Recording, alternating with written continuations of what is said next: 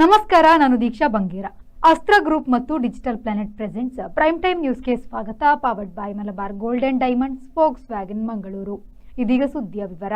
18 ಪೇಟೆಯ ದೇವಳವೆಂಬ ಖ್ಯಾತಿಯ ಮಂಜೇಶ್ವರ ಶ್ರೀಮದ್ ಅನಂತೇಶ್ವರ ದೇವಸ್ಥಾನದಲ್ಲಿ ನಾಗರ ಪಂಚಮಿಯು ಸಂಭ್ರಮದಿಂದ ಆಚರಿಸಲಾಯಿತು. ಪ್ರಾತಃ ಕಾಲ ಶ್ರೀದೇವರ ಸನ್ನಿಧಿಯಲ್ಲಿ ಪ್ರಾರ್ಥನೆಯೊಂದಿಗೆ ಪ್ರಾರಂಭಗೊಂಡು ಶ್ರೀದೇವರಿಗೆ ವಾಸುಕಿ ಪೂಜೆ, ದೇವಳದ ಮುಂಭಾಗದಲ್ಲಿರುವ ಅಶ್ವತ್ಥ ಕಟ್ಟೆಯಲ್ಲಿ ಶ್ರೀ ನಾಗದೇವರ ಶಿಲಾ ಪ್ರತಿಮೆಗಳಿಗೆ ಪಂಚಾಮೃತ, ಕ್ಷೀರಾಭಿಷೇಕ, ಶಿಯಾಳಾಭಿಷೇಕಗಳು ಭಕ್ತರ ಸಮ್ಮುಖದಲ್ಲಿ ನೆರವೇರಿತು. ದೇಶ ವಿದೇಶಗಳಿಂದ ಸಹಸ್ರಾರು ಭಕ್ತರು ಪಾಲ್ಗೊಂಡು ಪುನೀತರಾದರು. ಅನಂತ ದೇವೇಶ, ಅನಂತ ಫಲದಾಯಕ, ಅನಂತ ಮೂರ್ತಿವಾಣ ಗಣಪ, ಅನಂತ ಮುಖ್ಯವಾಗಿ ಬದರೇಶ್ವರ, ಅದೇ ರೀತಿ ಅನಂತೇಶ್ವರ, ಸುಬ್ರಹ್ಮಣ್ಯ ನಾಗದೇವರಿಗೆ ವಂದಿಸುತ್ತಾರೆ. ಇವತ್ತು ನಾಗರ ಪಂಚಮಿ ನಮಗೆಲ್ಲರಿಗೆ ಮಹತ್ವದ ದಿನ. ನಾಗರಾಜ ಪ್ರತ್ಯಕ್ಷ ದೇವತಾ ಅಂತ ನಾವು ಹೇಳ್ತೇವೆ. ಇವತ್ತು ಪ್ರತ್ಯಕ್ಷ ದೇವರನ್ನು ಕಾಣುವುದು ಯಾವುದೆಂದರೆ ನಾಗನ ಸ್ವರೂಪದಲ್ಲಿ ಕಾಣುವುದು. ಅಂತಹ ಒಂದು ಪವಿತ್ರ ಕ್ಷೇತ್ರ ಇವತ್ತು ನಾಗರ ಪಂಚಮಿಯ ಸುದಿನದಂದು ನಾವೆಲ್ಲ ಇಲ್ಲಿ ಸೇರಿದ್ದೇವೆ. ಇವತ್ತು ಸಾವಿರಾರು ಭಕ್ತಾದಿಗಳು ಬೆಳಗ್ಗೆ 6 ಗಂಟೆಯಿಂದ ಪ್ರಾರಂಭವಾಗಿ ಈಗ ಮಧ್ಯಾಹ್ನ ಪೂಜೆಯವರೆಗೆ ಸಹಸ್ರಾರು ಜನ ಇಲ್ಲಿ ಬಂದು ತಮ್ಮ ಕಂಬಿಲ ಸೇವೆ ಇರ್ಬೋದು, ನಾಗಪೂಜೆ ಇರ್ಬೋದು, ವಾಸುಕಿ ಪೂಜೆ ಇರ್ಬೋದು, ಹಾಗೂ ಅವರು ತಂದಂಥ ಸಿಯಾಳಾಭಿಷೇಕ ಇರ್ಬೋದು, ಎಲ್ಲ ರೀತಿಯ ಒಂದು ಪೂಜೆ ಪುರಸ್ಕಾರವನ್ನು ಇವತ್ತಿಗೆ ಸಲ್ಲಿಸಿದ್ದಾರೆ. ರೆಹಮಾನ್ ಉದ್ಯಾವರ, ವಿ4 ನ್ಯೂಸ್, ಮಂಜೇಶ್ವರ. ಮಿನ್ನೆ ಪೊಲೀಸ್ನಿಂದ ಸ್ಯಾನ್ ಫ್ರಾನ್ಸಿಸ್ಕೋಗೆ ಬಂದಿಳಿದ ಡೆಲ್ಟಾ ವಿಮಾನದ ಭಾರತೀಯ ಮೂಲದ ಸಹ ಪೈಲಟ್ ರುಸ್ತುಂ ಬಗ್ವಾಗರ್ರನ್ನು ಪ್ರಯಾಣಿಕರು ಇಳಿಯುತ್ತಿರುವಾಗಲೇ ಬಂಧಿಸಲಾಯಿತು. ಕಾಂಟ್ರಾ ಕೋಸ್ಟಾ ಕೌಂಟಿಯ ಶೆರೀಫ್ ವಿಭಾಗದವರು ಹೋಮ್ಲ್ಯಾಂಡ್ ಭದ್ರತಾ ಪಡೆಯವರೊಡನೆ ಡೆಲ್ಟಾ ವಿಮಾನವು ಬಂದಿಳಿಯುತ್ತಲೇ ವಿಮಾನದ ಕಾಕ್ ಪಿಟ್ಗೆ ನುಗ್ಗಿದ್ದರು. 34ರ ಪ್ರಾಯದ ಸಹ ಪೈಲಟ್ ರುಸ್ತುಂ ಬಗ್ವಾಗರ್ರನ್ನು ಬಂಧಿಸಿ ಕರೆದುಕೊಂಡು ಹೋದರು. ಡೆಲ್ಟಾದವರ ಬೋಯಿಂಗ್ 757-300 ವಿಮಾನವು ಮಿನ್ನೆ ಪೊಲೀಸ್ನಿಂದ ಸ್ಯಾನ್ ಫ್ರಾನ್ಸಿಸ್ಕೋಗೆ ಬಂದ ಪ್ರಯಾಣಿಕರ ವಿಮಾನವಾಗಿತ್ತು. ನಾವು ಇಳಿಯುವಾಗ ನಮ್ಮನ್ನು ತಳ್ಳಿಕೊಂಡುವವರು ಒಳಕ್ಕೆ ಬಂದರು ಎಂದು ಪ್ರಯಾಣಿಕರೊಬ್ಬರು ಸ್ಯಾನ್ ಫ್ರಾನ್ಸಿಸ್ಕೋ ಕ್ರಾನಿಕಲ್ ಮಾಧ್ಯಮಕ್ಕೆ ತಿಳಿಸಿದ್ದಾರೆ. ತಪ್ಪಿಸಿಕೊಳ್ಳಲು ಅವಕಾಶವಾಗದಂತೆ ಬಂಧಿಸಿದೆವು ಎಂದು ತಾಯಿನಾಡು ಭದ್ರತಾ ಪಡೆಯವರು ತಿಳಿಸಿದರು. ಯಾಕೆ ಬಂಧಿಸಿದ್ದಾರೆ ಹಾಗೂ ಬಂಧಿಸುತ್ತಾರೆ ಎಂಬ ಕಲ್ಪನೆಯೇ ಇಲ್ಲದಿರುವಾಗ ತಪ್ಪಿಸಿಕೊಳ್ಳುವ ಪ್ರಶ್ನೆಯೇ ಬರುವುದಿಲ್ಲ ಎಂದು ರುಸ್ತುಂ ಬಗ್ವಾಗರ್ ಹೇಳಿದ್ದಾರೆ. ಪತ್ತೆದಾರರು 2025ರ ಏಪ್ರಿಲ್ನಿಂದ ಬಾಲಕಿಗೆ ಲೈಂಗಿಕ ಕಿರುಕುಳದ ತನಿಖೆಯಲ್ಲಿ ತೊಡಗಿದ್ದಾರೆ.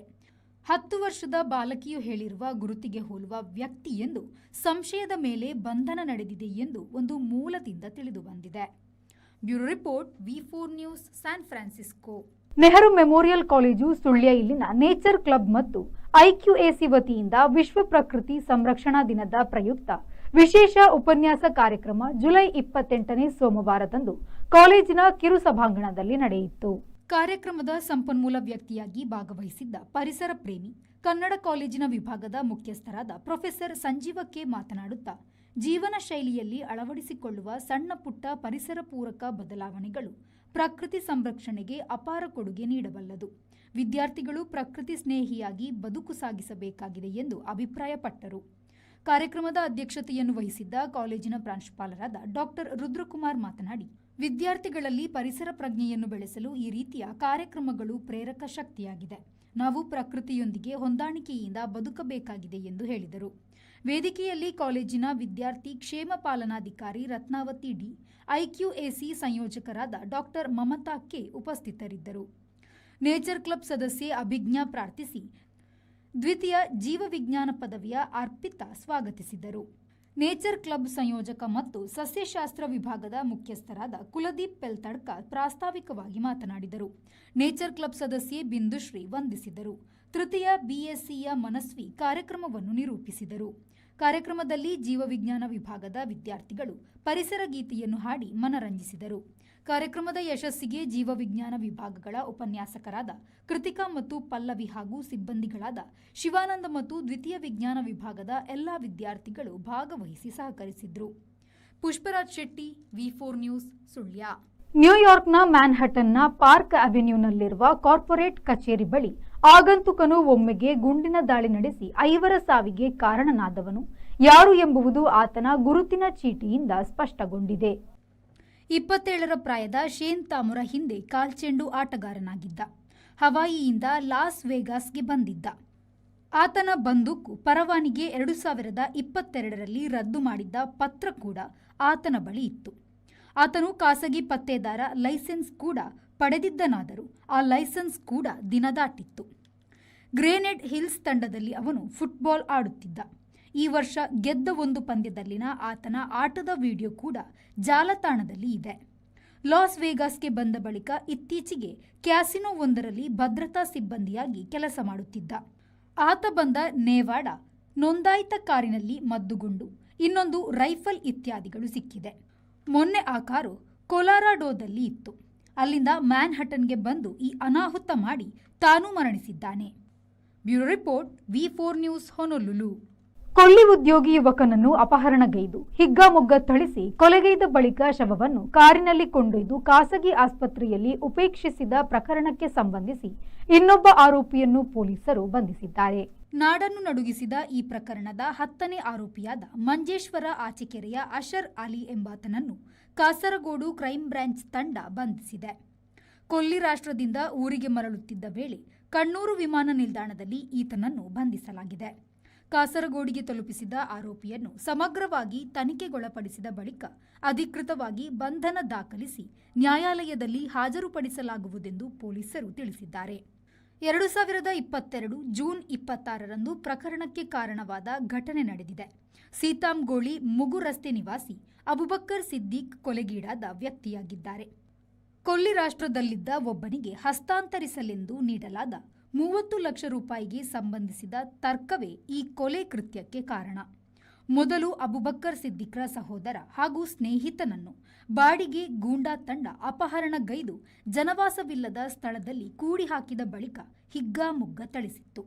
ಈ ಹಿನ್ನೆಲೆಯಲ್ಲಿ ಗಲ್ಫ್ನಲ್ಲಿದ್ದ ಅಬುಬಕ್ಕರ್ ಸಿದ್ದಿಕ್ರನ್ನು ಊರಿಗೆ ಕರೆಸಿದ ಬಳಿಕ ಆತನನ್ನು ಕಾರಿನಲ್ಲಿ ಅಪಹರಣಗೈದು ಪೈವಳಿಕೆಯ ಜನವಾಸವಿಲ್ಲದ 2 ಅಂತಸ್ತಿನ ಮನೆಗೆ ತಲುಪಿಸಿ ಅಲ್ಲಿ ಆತನನ್ನು ತಲೆಕೆಳಗಾಗಿಸಿ ನೇತು ಹಾಕಿದ ಬಳಿಕ ಗಂಭೀರವಾಗಿ ನಡೆಸಿದ ಹಲ್ಲೆಯಿಂದ ಸಾವು ಸಂಭವಿಸಿತ್ತು. ಬಳಿಕ ಬಾಡಿಗೆ ಗೂಂಡಾ ತಂಡ ಅಬುಬಕ್ಕರ್ ಸಿದ್ದಿಕ್ನ ಶವಶರೀರವನ್ನು ಕಾರಿನಲ್ಲಿ ಕೊಂಡೊಯ್ದು ಬಂದ್ಯೋಡಿನ ಖಾಸಗಿ ಆಸ್ಪತ್ರೆಯ ಮುಂದೆ ನಿಲ್ಲಿಸಿ ಪರಾರಿಯಾಗಿತ್ತು. ಈ ಪ್ರಕರಣದಲ್ಲಿ 19 ಮಂದಿ ಆರೋಪಿಗಳಿದ್ದಾರೆ. ಇವರಲ್ಲಿ 13 ಮಂದಿಯನ್ನು ಈ ಹಿಂದೆ ಬಂಧಿಸಲಾಗಿದೆ. ಇನ್ನು ಕೊಲೆ ಕೃತ್ಯದಲ್ಲಿ ನೇರವಾಗಿ ಭಾಗಿಯಾದವರ ಸಹಿತ 5 ಮಂದಿ ತಲೆಮರೆಸಿಕೊಂಡಿದ್ದಾರೆ. ಅಬುಬಕ್ಕರ್ ಸಿದ್ದಿಕ್ರ ಕೊಲೆ ಕೃತ್ಯದ ಹಿಂದೆ ಇನ್ನಷ್ಟು ಆರೋಪಿಗಳು ಇದ್ದಾರೆಂದು ತಾಯಿ ನೀಡಿದ ದೂರಿನಂತೆ ಪ್ರಕರಣವನ್ನು ಕ್ರೈಂ ಬ್ರಾಂಚ್ಗೆ ಹಸ್ತಾಂತರ ಮಾಡಲಾಯಿತು. ಡಿವೈಎಸ್ಪಿ ನೇತೃತ್ವದಲ್ಲಿ ನಡೆಸಿದ ತನಿಖೆಯಲ್ಲಿ ಕೊಲೆ ಕೃತ್ಯಕ್ಕೆ ಉಪಯೋಗಿಸಿದ 2 ಕಾರುಗಳನ್ನು ವಶಪಡಿಸಲಾಗಿತ್ತು. ಕೊಲೆ ನಡೆದ ದಿನದಂದೇ ಕೊಲ್ಲಿ ರಾಷ್ಟ್ರಕ್ಕೆ ಪರಾರಿಯಾದ ಅಶರ್ ಅಲಿಯನ್ನು ಸೆರೆ ಹಿಡಿಯಲು ಕ್ರೈಂ ಬ್ರಾಂಚ್ ಲುಕ್ಔಟ್ ನೋಟಿಸ್ ಹೊರಡಿಸಿತ್ತು. ಇತರ ಆರೋಪಿಗಳನ್ನು ಪತ್ತೆ ಹಚ್ಚಲಿರುವ ಕ್ರಮವನ್ನು ಕ್ರೈಂ ಬ್ರಾಂಚ್ ಚುರುಕುಗೊಳಿಸಿದೆ. Rehman Udyavara, V4 news, Manjeshwar. ಇತಿಹಾಸ ಪ್ರಸಿದ್ಧ ಪುತ್ತೂರು ಮಹತೋಬಾರ ಶ್ರೀ ಮಹಾಲಿಂಗೇಶ್ವರ ದೇವಸ್ಥಾನದ ವಾಸುಕಿ ನಾಗಸನ್ನಿಧಿ ಮತ್ತು ಮೂಲನಾಗ ಸನ್ನಿಧಿಯಲ್ಲಿ ಜುಲೈ 29ರಂದು ನಾಗರ ಪಂಚಮಿಯ ವಿಶೇಷ ಕಾರ್ಯಕ್ರಮದಲ್ಲಿ ಭಕ್ತರ ಬೇಡಿಕೆಯಂತೆ ದೇವಳದ ಒಳಾಂಗಣದಲ್ಲಿ ಶ್ರೀದೇವರಿಗೆ ತುಪ್ಪ ದೀಪ ಸೇವೆಯು ಪ್ರಥಮ ಬಾರಿಗೆ ಆರಂಭಗೊಂಡಿದೆ. ಜೊತೆಗೆ ಶುದ್ಧ ಕುಂಕುಮ ವಿತರಣೆಯು ಆರಂಭಗೊಂಡಿದೆ. ಶ್ರೀದೇವರ ಬೆಳಗಿನ ಪೂಜೆಯ ಬಳಿಕ ತುಪ್ಪ ದೀಪ ಬೆಳಗಿಸುವ ಮೂಲಕ ದೇವಳದ ವ್ಯವಸ್ಥಾಪನಾ ಸಮಿತಿ ಅಧ್ಯಕ್ಷ ಈಶ್ವರ ಭಟ್ ಪಂಚಿಗುಡ್ಡೆ ಅವರು ಚಾಲನೆಯನ್ನು ನೀಡಿದರು. ದೇವಳದ ಪ್ರಧಾನ ಅರ್ಚಕ ವೇದಮೂರ್ತಿ ವಸಂತ ಕೆದಿಲಾಯ ಅವರು ಪ್ರಾರ್ಥನೆಯನ್ನು ಸಲ್ಲಿಸಿದರು. ಶ್ರೀ ದುರ್ಗಾ ಗುಡಿಯ ಮುಂದೆ ಶುದ್ಧ ಕುಂಕುಮ ಅರ್ಪಣೆಗೆ ಚಾಲನೆ ನೀಡಲಾಯಿತು. ದೇವಳದ ಪ್ರಧಾನ ಅರ್ಚಕ ವೇದಮೂರ್ತಿ VS ಭಟ್ ಅವರು ಪ್ರಾರ್ಥನೆಯನ್ನು ಮಾಡಿದರು. ಈ ಸಂದರ್ಭ ದೇವಳದ ವ್ಯವಸ್ಥಾಪನಾ ಸಮಿತಿ ಸದಸ್ಯರಾದ ವಿನಯ್ ಸುವರ್ಣ, ಸುಭಾಷ್ ರೈ ಬೆಳ್ಳಿಪ್ಪಾಡಿ, ಈಶ್ವರ ಬೇಡೇಕರ್ ಸಹಿತ ಹಲವಾರು ಮಂದಿ ಉಪಸ್ಥಿತರಿದ್ದರು.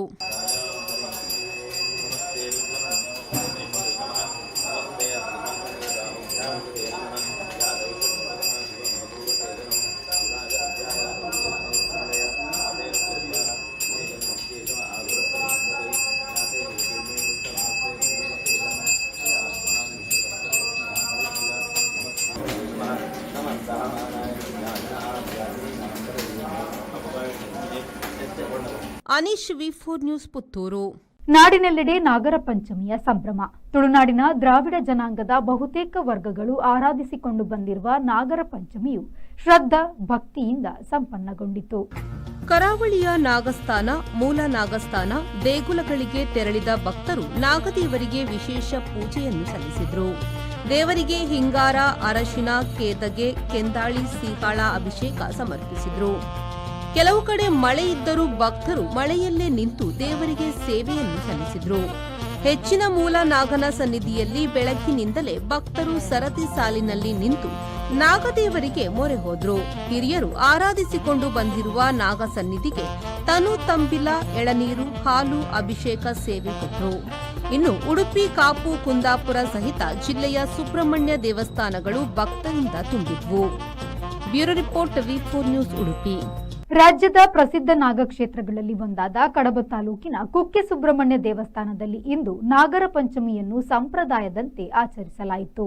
ದೇವಸ್ಥಾನದ ನಾಗಪ್ರತಿಷ್ಠೆ ಮಂಟಪದ ನಾಗರಾಜನಿಗೆ ಅರ್ಚಕರು ವಿಶೇಷ ಕ್ಷೀರಾಭಿಷೇಕ, ಪಂಚಾಮೃತ ಅಭಿಷೇಕ, ಸಿಹಾಳಾಭಿಷೇಕ, ಜಲಾಭಿಷೇಕ ನೆರವೇರಿಸಿದ್ರು. ನಂತರ ಮಹಾಮಂಗಳಾರತಿ ನೆರವೇರಿತು. ವೈದಿಕ ವಿಧಿವಿಧಾನಗಳನ್ನು ನೆರವೇರಿಸಿ ಪ್ರಸಾದವನ್ನು ಹಂಚಲಾಯಿತು. ದೇವಳದ ಹೊರಾಂಗಣದಲ್ಲಿರುವ ನಾಗಪ್ರತಿಷ್ಠಾ ಮಂಟಪದಲ್ಲಿ ನಾಗರಾಜನಿಗೆ ಹಾಲು ಮತ್ತು ಎಳನೀರಿನ ಅಭಿಷೇಕ ನೆರವೇರಿತು. ಭಕ್ತಾದಿಗಳು ನೀಡಿದ ಕ್ಷೀರ ಮತ್ತು ಎಳನೀರನ್ನು ಅರ್ಚಕರು ನಾಗದೇವನಿಗೆ ಅರ್ಪಿಸಿದ್ರು. ತನುವಿನೊಂದಿಗೆ ಹಿಂಗಾರವನ್ನು ಸಮರ್ಪಿಸಿದ್ರು. ನಾಗರ ಪಂಚಮಿಯ ಪ್ರಯುಕ್ತ ಸಕಲ ಸಿದ್ಧತೆಗಳನ್ನು ನಡೆಸಲಾಗಿತ್ತು. ದೇಗುಲವನ್ನು ಹೂವುಗಳಿಂದ ವಿಶೇಷ ರೀತಿಯಲ್ಲಿ ಅಲಂಕರಿಸಲಾಗಿತ್ತು. ಸುಳ್ಯ ಶಾಸಕಿ ಭಾಗೀರಥಿ ಮುರುಳ್ಯ, ದೇವಸ್ಥಾನದ ವ್ಯವಸ್ಥಾಪನಾ ಸಮಿತಿ ಅಧ್ಯಕ್ಷ ಹರೀಶ್ ಇಂಜಾಡಿ ಹಾಗೂ ಸಮಿತಿ ಸದಸ್ಯರು, ದೇವಸ್ಥಾನದ ಕಾರ್ಯನಿರ್ವಹಣಾ ಅಧಿಕಾರಿ ಅರವಿಂದ ಅಯ್ಯಪ್ಪ ಸುತ್ತಗುಂಡಿ ಹಾಗೂ ಮತ್ತಿತರ ಅಧಿಕಾರಿಗಳು, ಸಿಬ್ಬಂದಿಗಳು, ಮಾಸ್ಟರ್ ಪ್ಲಾನ್ ಸಮಿತಿ ಸದಸ್ಯರು, ಕ್ಷೇತ್ರದ ಭಕ್ತರು ಉಪಸ್ಥಿತರಿದ್ದರು. ದಿವಾಕರ್ ಎಂ, ವಿ4 ನ್ಯೂಸ್, ಕಡಬ. ಸ್ಮಾರ್ಟ್ ಸಿಟಿ ವತಿಯಿಂದ ಟರ್ಫ್ ಅಳವಡಿಕೆಯ ಮೂಲಕ ಹೊಸತನ ಪಡೆಯುತ್ತಿರುವ ಮಂಗಳೂರಿನ ಫುಟ್ಬಾಲ್ ಮೈದಾನಕ್ಕೆ ವಿಧಾನ ಪರಿಷತ್ ಸದಸ್ಯ ಐವನ್ ಡಿಸೋಜಾ ಭೇಟಿ ನೀಡಿ ಕಾಮಗಾರಿಯನ್ನು ಪರಿಶೀಲಿಸಿ ನೋಡಿದ್ರು. ಕಾಮಗಾರಿಯ ಬಗ್ಗೆ ಮಾಹಿತಿ ಪಡೆದ ಐವನ್ ಡಿಸೋಜಾ ಅವರು ಬಳಿಕ ಮಾಧ್ಯಮದೊಂದಿಗೆ ಮಾತನಾಡಿದರು. ಫುಟ್ಬಾಲ್ ಮೈದಾನಕ್ಕೆ ಟರ್ಫ್ ಹಾಕಬೇಕೆಂಬುದು ಫುಟ್ಬಾಲ್ ಅಸೋಸಿಯೇಷನ್ನ ಹಲವು ವರ್ಷಗಳ ಬೇಡಿಕೆಯಾಗಿತ್ತು. ರಾಜ್ಯ, ರಾಷ್ಟ್ರಮಟ್ಟಕ್ಕೆ ಹೋಗುವ ಪ್ರತಿಭೆಗಳಿಗೆ ಮಣ್ಣಿನ ಮೈದಾನದಲ್ಲಿ ಆಡುವುದರಿಂದ ಸಮಸ್ಯೆಯಾಗುತ್ತಿತ್ತು. ಇದೀಗ ಅವರೆಲ್ಲರ ಕನಸು ನನಸಾಗಿದೆ ಎಂದು ಹೇಳಿದರು. ಉಪ್ಪನಗಟ್ಟೆಯಲ್ಲಿರುವಂತಹ ಫುಟ್ಬಾಲ್ ಗ್ರೌಂಡ್ಗೆ ಟರ್ಫ್ ಹಾಕಬೇಕು ಅಂತ ಹೇಳುವಂತಹದ್ದು ಫುಟ್ಬಾಲ್ ಅಸೋಸಿಯೇಷನ್ ಅವರ ಬಹಳ ಹಿಂದಿನ ಕನಸು. ಪದೇ ಪದೇ ಒತ್ತಾಯ ಮಾಡ್ತಾ ಇದ್ರು, ನಮಗೆ ಟರ್ಫ್ ಗ್ರೌಂಡ್ ಕೊಡಿ, ನಮ್ಮಲ್ಲಿ ಒಳ್ಳೆ ಪ್ರತಿಭೆಗಳಿದ್ದಾವೆ, ರಾಜ್ಯ, ರಾಷ್ಟ್ರ ಮತ್ತು ಇಂಟರ್ನ್ಯಾಷನಲ್ ಮಟ್ಟಕ್ಕೆ ಹೋಗತಕ್ಕಂಥ ಪ್ರತಿಭೆಗಳಿದ್ದಾವೆ, ನಾವು ಒಳ್ಳೆಯ ಫುಟ್ಬಾಲ್ಗಾರರನ್ನು, ಫುಟ್ಬಾಲಿನ ಪ್ರೇಮಿಗಳನ್ನು ಎಲ್ಲ ನಾವು ಬೇಕಾದಷ್ಟು ಎನ್ಕರೇಜ್ ಮಾಡ್ತಾ ಇದ್ದೀವಿ ಅಂತ ಫುಟ್ಬಾಲ್ ಅಸೋಸಿಯೇಷನ್ನವರು ಬಹಳ ಒತ್ತಾಯ ಮಾಡ್ತಾಯಿದ್ರು. ಇವತ್ತು ಅವರ ಕನಸು ನನಸಾಗಿದೆ. ಗ್ರೌಂಡಿಗೆ ಟರ್ಫ್ ಹಾಕುವಂಥದ್ದು 2.5 ಕೋಟಿ ರೂಪಾಯಿ ವೆಚ್ಚದಲ್ಲಿ ಅತ್ಯಂತ ಸುಂದರವಾಗಿ ಮೂಡಿಬಂದಿದೆ. ಇನ್ನು ಇವತ್ತು ಮಾಡಬೇಕಾಗಿದ್ದು ಫೆವಿಲಿಯನ್ ಮತ್ತು ಅವರಿಗೆ ಬೇಕಾದಂಥ ಕಚೇರಿ, ಒಂದು ಡ್ರೆಸ್ಸಿಂಗ್ ರೂಮು, ಇದೆಲ್ಲ ಇವತ್ತು ಇನ್ನು ಇದರ ಒತ್ತಿಗೆ ಇರ್ತಕ್ಕಂಥ ಬೇಡಿಕೆಗಳು. ಅದನ್ನು ಕೂಡ ಮಾಡಿಕೊಟ್ರೆ ಅದು ಫುಲ್ ಪ್ಲೆಜ್ಡ್ ಆಗುತ್ತೆ. ಈಗ ಬರೀ ಗ್ರೌಂಡ್ ಮಾಡಿಕೊಟ್ಟು ಕ್ರಿಕೆಟ್, ಅದು ಫುಟ್ಬಾಲ್ ಪ್ರೇಮಿಗಳಿಗೆ ಬಂದು ನೋಡ್ಲಿಕ್ಕಿಲ್ಲ ಅಂದ್ರೆ ಏನು ಪ್ರಯೋಜನ? ಈ ವೇಳೆ ಕ್ರೀಡಾ ಇಲಾಖೆಯ ಉಪನಿರ್ದೇಶಕರಾದ ಪ್ರದೀಪ್ ಡಿಸೋಜಾ ಅವರು ಕೂಡ ಭೇಟಿ ನೀಡಿ ಪರಿಶೀಲನೆಯನ್ನು ನಡೆಸಿದರು. ಈ ವೇಳೆ ಮಾಧ್ಯಮದೊಂದಿಗೆ ಮಾತನಾಡಿದ ಅವರು, ಕ್ರೀಡೆಗೆ ಉತ್ತೇಜನ ನೀಡುವಂತಹ ಕೆಲಸವಾಗುತ್ತಿದೆ ಎಂದರು. ಮಂಗಳೂರು ನಗರಕ್ಕೆ ಒಂದು ಸುಸಜ್ಜಿತ ಒಂದು ಫುಟ್ಬಾಲ್ ಕ್ರೀಡಾಂಗಣ ಬೇಕಂತ ಹಲವು ವರ್ಷಗಳ ಒಂದು ಕನಸು ನಮ್ಮ ಫುಟ್ಬಾಲ್ ಅಸೋಸಿಯೇಷನ್ ಹೊಡೆಯಿತ್ತು. ನಿರಂತರ ಪ್ರಯತ್ನದಿಂದ ಒಂದು ಬೇರೆ ಬೇರೆ ಪಂದ್ಯಾಟ ನಡೀತಾ ಇತ್ತು. ಆದರೆ ಒಂದು ಟರ್ಫ್ ಟೈಪ್ ಕೋರ್ಟ್ ಬೇಕಂತ 2015 ಒಂದು ಅನುದಾನ ಅಭಯಚಂದ್ರ ಸರ್, ನಮ್ಮ ಮಾನ್ಯ ಸಚಿವರು, ಮಾಜಿ ಸಚಿವರಿದ್ದರು ಕ್ರೀಡೆ, ಅವರ ಮೂಲಕ ಬಂದಿತ್ತು. ಆದರೆ ಕೂಡ ಅದು ಟೆಂಡರಲ್ಲಿ ಆಗಲಿ ಪ್ರೋಸೆಸ್ಸಲ್ಲಿ ಸಮಸ್ಯೆಗಳಾಗಿ ಯಾರು ಟೆಂಡರ್ ಆಗದಿದ್ದ ಕಾರಣ ಮತ್ತು ಅದು ಈಗ ಹಿಂದಿಂದ ಹೋಗಿ ಲಾಸ್ಟಿಗೆ ಸ್ಮಾರ್ಟ್ ಸಿಟಿಯಿಂದ ಸುಮಾರು ಒಂದು 2.5 ಕೋಟಿ ಅನುದಾನದಲ್ಲಿ ಈಗ ಒಂದು ಸುಸಜ್ಜಿತ ಒಂದು ಅಂತಿಮ ಹಂತದಲ್ಲಿದೆ. ಈ ಒಂದು ಕ್ರೀಡಾಂಗಣಕ್ಕೆ ಸಹ ತುಂಬ ಕ್ರೀಡಾಪಟುಗಳು ನಿರಂತರ ವರ್ಷಂಪ್ರತಿ ಮ್ಯಾಚ್ಗಳನ್ನು ನೋಡ್ತಾ ಇದ್ದೇವೆ ನಾವು. ಫುಟ್ಬಾಲ್ ಈಚೆ ಕಡೆ ಎಲ್ಲ ಫುಟ್ಬಾಲ್ ಪ್ಲೇಯರ್ಸ್ಗಳಿದ್ದಾರೆ. ನಾವು ಸಹ ಸ್ವತಃ ಫುಟ್ಬಾಲ್ ಪ್ಲೇಯರ್ ಆಗಿದ್ದೆ, ಇಲ್ಲಿ ಟ್ರೈನಿಂಗ್ ಪಡೆದಿದ್ದೆ ನಾನು ಕೂಡ ಹಿಂದೆ ಕೂಡ. ದಕ್ಷಿಣ ಕನ್ನಡ ಜಿಲ್ಲಾ ಫುಟ್ಬಾಲ್ ಅಸೋಸಿಯೇಷನ್ನ ಅಧ್ಯಕ್ಷ ಡಿಎಂ ಅಸ್ಲಾಂ, ಕಾರ್ಯದರ್ಶಿ ಹುಸೇನ್ ಬೋಳಾರ್, ಅಂತಾರಾಷ್ಟ್ರೀಯ ಕ್ರೀಡಾಪಟು ವಿಜಯ್ ಸುವರ್ಣ, ಖಜಾಂಚಿ ಫಿರೋಜಾ ಉಳ್ಳಾಲ, ಸದಸ್ಯರಾದ ಲತೀಫ್ ಕಸ್ಬಾ ಬೆಂಗ್ರೆ, ಆರಿಫ್ ಉಚ್ಚಿಲಾ, ನಾಸಿರ್ ಬೋಳಾರ, ಅಶ್ಫಾಕ್ ಇಕ್ವಾನ್, ಸ್ಮಾರ್ಟ್ ಸಿಟಿಯ ರಘುನಾಥ್ ಮೊದಲಾದವರು ಈ ಸಂದರ್ಭ ಉಪಸ್ಥಿತರಿದ್ದರು. ನಾಗೇಶ್ ಕಾವೂರು, ವಿ4 ನ್ಯೂಸ್, ಮಂಗಳೂರು. ಮಂಗಳೂರಿನ ಫಾದರ್ ಮುಲ್ಲರ್ ಕಾಲೇಜಿನ BASLPಯ 19ನೇ ಬ್ಯಾಚ್ನ ಉದ್ಘಾಟನಾ ಸಮಾರಂಭವು ಫಾದರ್ ಮುಲ್ಲರ್ ಮಿನಿ ಹಾಲ್ನಲ್ಲಿ ನಡೆಯಿತು.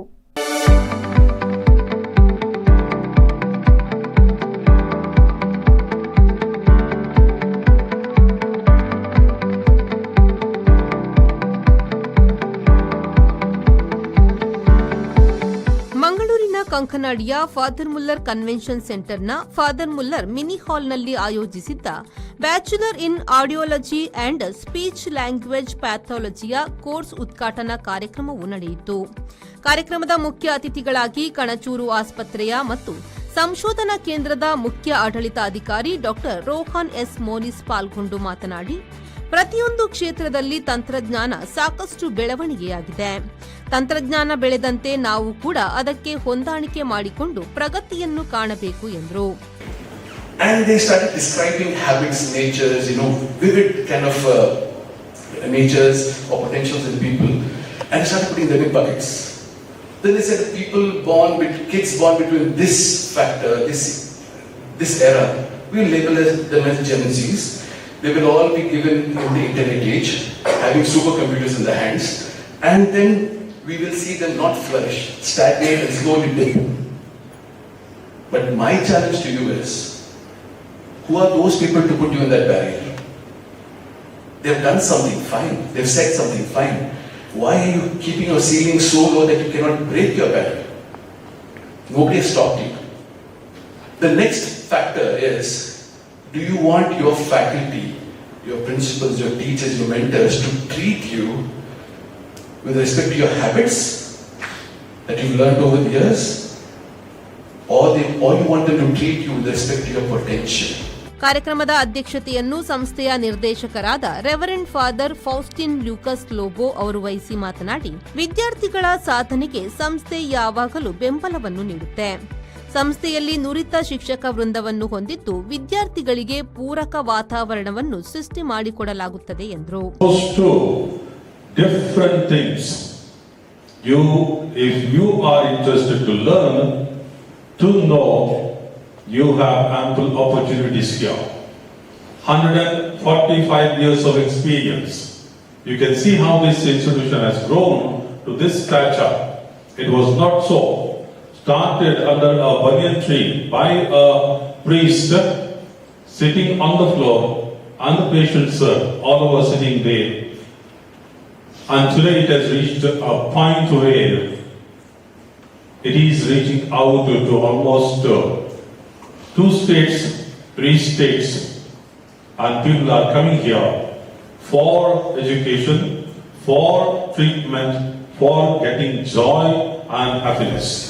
ಈ ವೇಳೆ ಫಾದರ್ ಮುಲ್ಲರ್ ಮೆಡಿಕಲ್ ಕಾಲೇಜು ಮತ್ತು ಆಸ್ಪತ್ರೆಯ ಆಡಳಿತಾಧಿಕಾರಿ reverend father George Cheevan Sequeira, father Muller ಕಾಲೇಜಿನ ಪ್ರಾಂಶುಪಾಲರಾದ ಪ್ರೊಫೆಸರ್ ಸಿಂಥಿಯಾ ಸಾಂತ್ಮೇಯರ್ ಸೇರಿದಂತೆ ಮೊದಲಾದವರು ಉಪಸ್ಥಿತರಿದ್ದರು.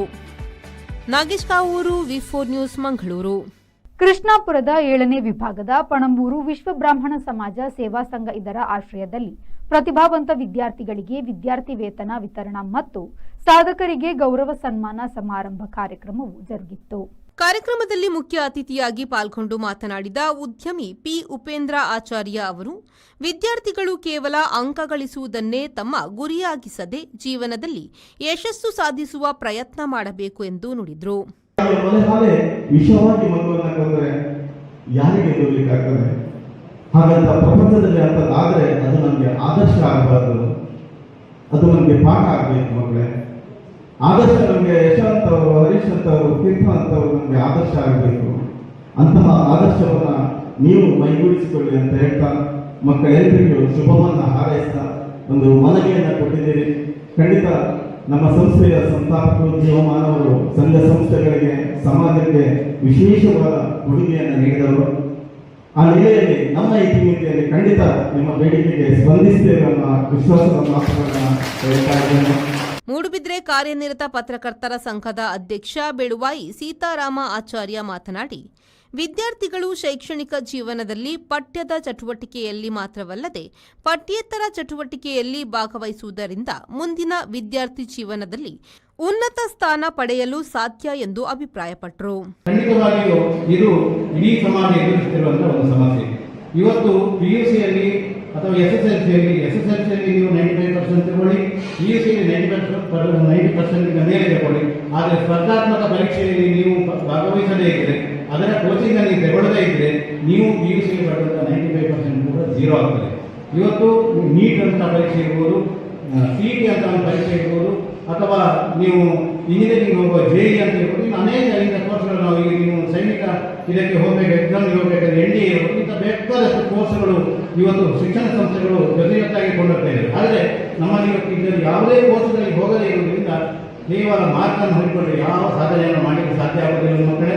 ವಕೀಲ ಪಿ ಪ್ರಶಾಂತಾಚಾರ್ಯ ಮಂಗಳೂರು ಮಾತನಾಡಿ, ಸಂಘ ಸಂಸ್ಥೆಗಳು ತಮ್ಮ ಒಂದು ಪಾಲಿನ ದೇಣಿಗೆಯನ್ನು ವಿದ್ಯಾರ್ಥಿಗಳ ಮುಂದಿನ ಕಲಿಕಾ ಭವಿಷ್ಯಕ್ಕೆ ನೀಡಿರುವುದನ್ನು ಶ್ಲಾಘಿಸಿದರು. ಇದಕ್ಕೆ ಒಂದು ಡಯಾಗ್ರಾಮ್, ನೀವು ನಾನು ಹೇಳಿದ ರೀತಿಯಲ್ಲಿ ಡಯಾಗ್ರಾಮ್ ಅನ್ನು ನಾನು ನನ್ನ ವಿವೇಚನೆ ಶಕ್ತಿಯಿಂದ ನಾನು ತಯಾರು ಮಾಡಿದ ಡಯಾಗ್ರಾಮ್ ನೋಡಿ. ಮೊದಲು ನಿಮ್ಮ ಹೆಸರು, ಅದರ ಕೆಳಗೆ ನಿಮ್ಮ ತಂದೆ ತಾಯಿಯ ಹೆಸರು, ಅದನ್ನು ಡಿವೈಡ್ ಮಾಡಬೇಕು. ಆ ನಂತರ ಒಂದು ಕವಲು ಹೊಡೆಯಬೇಕು. ಅದರಲ್ಲಿ ಮೊದಲು ಗುರುಗಳು, ನಂತರ ನಿಮ್ಮ ಹಿತೈಷಿಗಳು, ನಂತರ ನಿಮ್ಮ ಸ್ನೇಹಿತರು, ಸಹಪಾಠಿಗಳು ಬರಬೇಕು. ಅರ್ಥ ಆಗಿದ್ದಾನೆ? ನಿಮ್ಮ ಹೆಸರು, ತಂದೆ ತಾಯಿ ಕೆಳಗೆ ಈ ವಂಶ ಮಾಡಿದ್ದಾರೆ, ಅದನ್ನು ಕವಲು ಹೊಡೆದು ಆ ನಂತರ ಗುರುಗಳು, ಹಿತೈಷಿಗಳು, ನಿಮ್ಮ ಸಹಪಾಠಿಗಳು, ಯಾರು ಸ್ನೇಹಿತರು ಬರ್ತಾರೆ.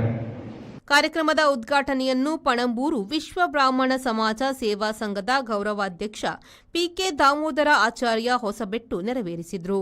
ಕಾರ್ಯಕ್ರಮದ ಅಧ್ಯಕ್ಷತೆಯನ್ನು ಸಂಘದ ಅಧ್ಯಕ್ಷ ಸುಧಾಕರ್ ಆಚಾರ್ಯ ವಹಿಸಿದರು. ಕಾರ್ಯಕ್ರಮದಲ್ಲಿ ಸಾಧಕರಿಗೆ ಗೌರವ ಸನ್ಮಾನ ನಡೆಯಿತು.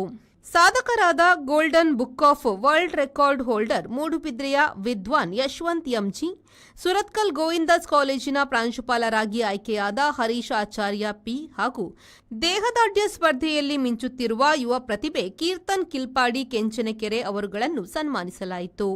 SSLC ಮತ್ತು PUC ವಿಜ್ಞಾನ ವಿಭಾಗದಲ್ಲಿ ಅತ್ಯಧಿಕ ಅಂಕ ಗಳಿಸಿದ ವಿದ್ಯಾರ್ಥಿಗಳನ್ನು ಸನ್ಮಾನಿಸಲಾಯಿತು.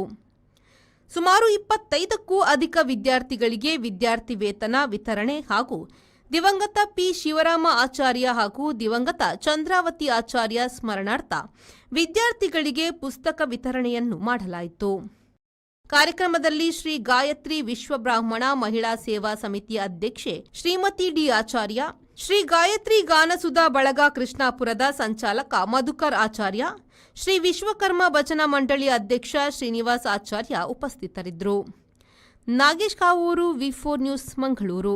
ಬೈಂದೂರು ತಾಲೂಕು ಮರವಂತೆ ಸುಬ್ರಹ್ಮಣ್ಯ ವಿದ್ಯಾಗಣಪತಿ ನವಗ್ರಹ ದೇವಸ್ಥಾನದಲ್ಲಿ ನಾಗರ ಪಂಚಮಿ ನಾಗದೇವರಿಗೆ ವಿಶೇಷ ಪೂಜೆ, ಪ್ರಸಾದ ವಿತರಣೆ ಹಾಗೂ 10ನೇ ವರ್ಷದ ನಾಗಾನುಗ್ರಹ ಪ್ರಶಸ್ತಿ ಪ್ರದಾನ ಸಮಾರಂಭವು ದೇವಸ್ಥಾನದ ಆವರಣದಲ್ಲಿ ನಡೆಯಿತು.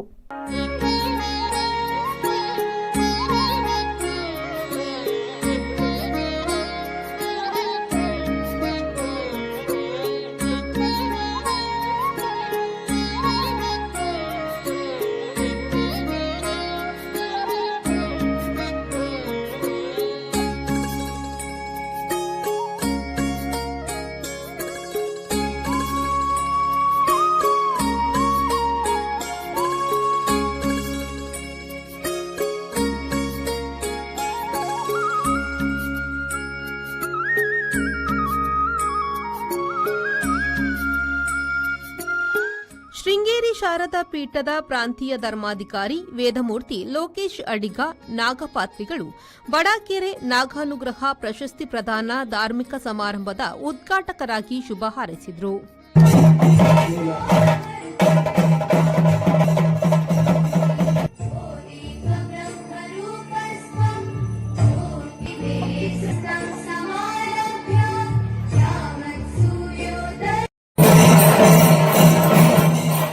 ಧಾರ್ಮಿಕ, ಸಾಮಾಜಿಕ ಮತ್ತು ಶೈಕ್ಷಣಿಕ ಕ್ಷೇತ್ರದಲ್ಲಿ ತೊಡಗಿಸಿಕೊಂಡು ಬಡವರ ಕಷ್ಟ ಕಾರ್ಪಣ್ಯಕ್ಕೆ ಸ್ಪಂದಿಸುವ ಮೂಲಕ ಯಶಸ್ವಿ ಉದ್ಯಮಿ ಮತ್ತು ಹೃದಯವಂತರಾಗಿ ಹಾಗೂ ಘಟ್ಟಪ್ರಭಾ KNS ಗ್ರೂಪ್ ಆಫ್ ಮಾಲೀಕರಾದ ಹೇರಂಚಾಲು ಶ್ರೀ ಜಯಶೀಲ ಶೆಟ್ಟಿ ಇವರಿಗೆ ಮರವಂತೆ ಶ್ರೀ ಸುಬ್ರಹ್ಮಣ್ಯ ದೇವಸ್ಥಾನದಲ್ಲಿ ನಾಗರ ಪಂಚಮಿಯ ಅಂಗವಾಗಿ ನಾಗಾನುಗ್ರಹ ಪ್ರಶಸ್ತಿ ನೀಡಿ ಗೌರವಿಸಲಾಯಿತು.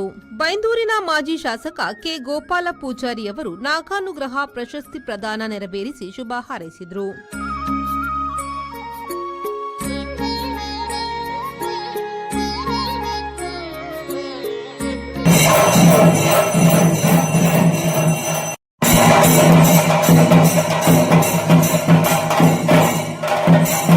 ಉಡುಪಿ ಆಸೆಮ್ಸ್ ಶಿಕ್ಷಣ ಸಂಸ್ಥೆಯ ಪ್ರಾಂಶುಪಾಲ ಪ್ರೊಫೆಸರ್ ಪವನ್ ಕಿರಣಕೆರೆ ನಾಗಾನುಗ್ರಹ ಪ್ರಶಸ್ತಿ ಸಮಾರಂಭದ ಅಧ್ಯಕ್ಷತೆಯನ್ನು ವಹಿಸಿದರು.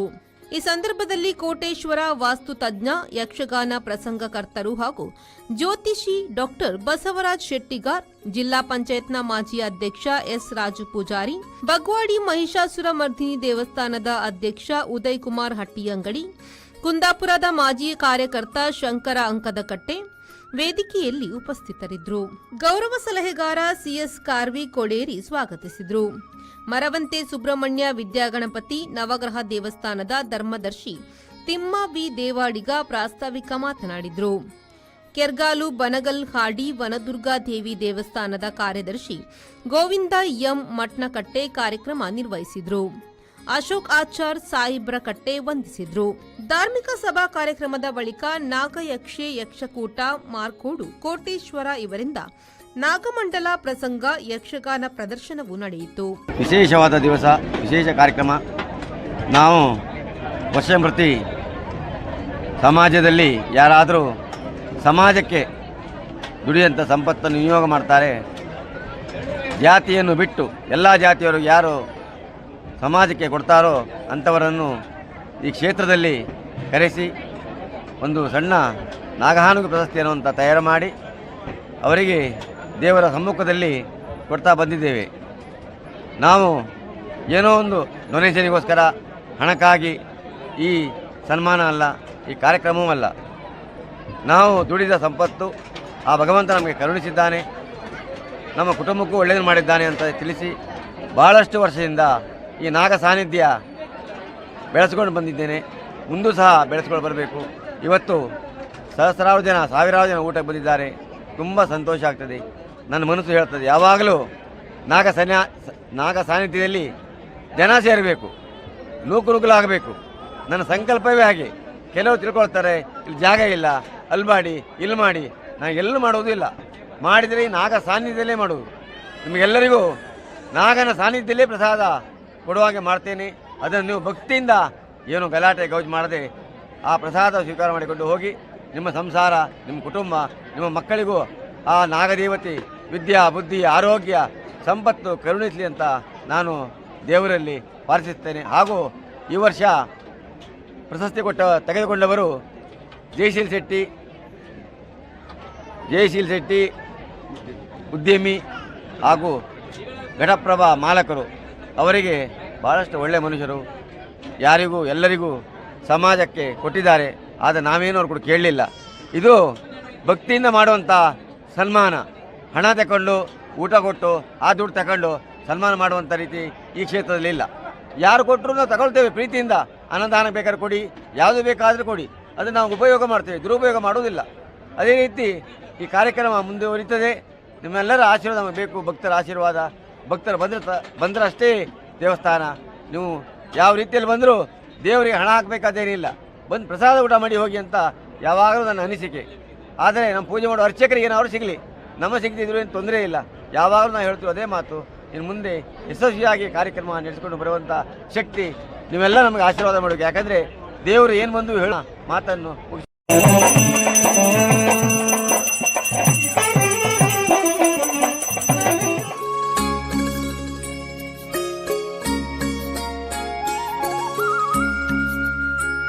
JP ಬಡಾಕೆರೆ, ವಿ4 news, Byndoor. ಇದು ಈ ಹೊತ್ತಿನ ಪ್ರಮುಖ ಸುದ್ದಿ. ನಿರಂತರ ಸುದ್ದಿ ಮತ್ತು ಮನೋರಂಜನೆಗಾಗಿ ವಿ4 ನ್ಯೂಸ್ನ ಫೇಸ್ಬುಕ್ ಪೇಜ್ನ ಫಾಲೋ ಮಾಡಿ ಹಾಗೂ ಯೂಟ್ಯೂಬ್ ಚಾನೆಲ್ನ ಸಬ್ಸ್ಕ್ರೈಬ್ ಮಾಡಿ.